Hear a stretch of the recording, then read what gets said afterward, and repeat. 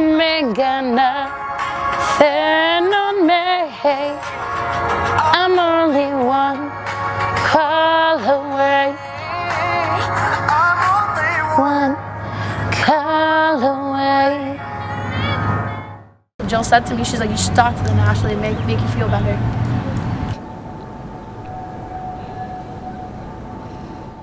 We've been in New Hampshire for the last couple of days talking to law enforcement, mothers, fathers, and addicts themselves, talking about the heroin crisis here in New Hampshire and how it's ravaged these communities in their own respective ways. There's so many people out here that wish they could talk on camera right now and say their side of the story and say they want to fight this and overcome this crap. But you know what? There's all the cops and all the DAs and this and that all jugging us down, calling us junkies, losers, lowlife, saying we're never going to change. If you don't give hope, how do you expect us to change? But when you're asking the state for help and you're asking them, please get me off the streets, help me with my addiction, it's basically like New Hampshire saying, go fuck yourself. Excuse my French, no offense. Right now we're in Manchester, New Hampshire, where the brunt of the heroin crisis is being felt and addressed, but we're actually going to head up north where there are less resources than there are here to see what the heroin crisis looks like for them. Head south, then turn left. So the interesting thing in New Hampshire is that people in Manchester, which is the main city, are complaining about resources and fighting the heroin epidemic, but actually where we're headed right now is North New Hampshire, where there is only one treatment facility, the Friendship House, which is where we're going, where they are treating over 45% of that northern population with that one treatment center.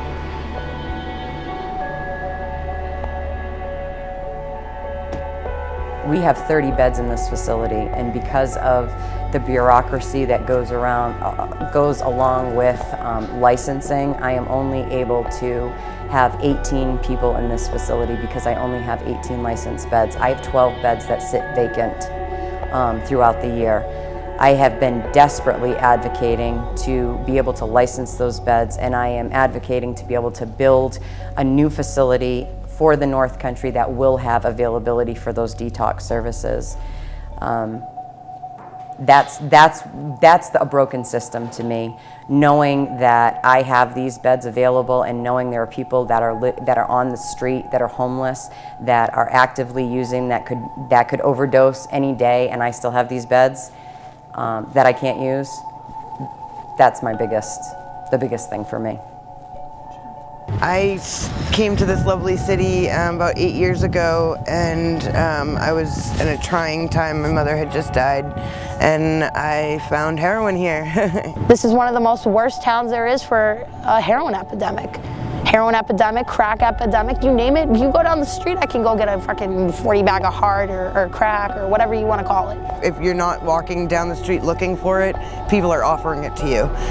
And I thought I was going to have to leave this city to get clean, but it actually made me stronger getting clean in this city because I can say no. You know what I mean? The biggest thing with heroin, you have to want to get off of it yourself. You can't do it for your kid. You can't do it for your husband, for your mother. You have to do it for you. You have to be sick and tired of being sick and tired, or it's not going to work. People sit there and say, oh, these heroin addicts, this and that. I'm only 18 years old. 18. Not many people guess I'm only 18 years old, but I am. And I've sat here and I've watched numerous of my friends die. I had a friend die in my arms a couple nights ago of a drug overdose. Let me tell you, it's a crazy life, and my dream is to get off these streets and do something with my life.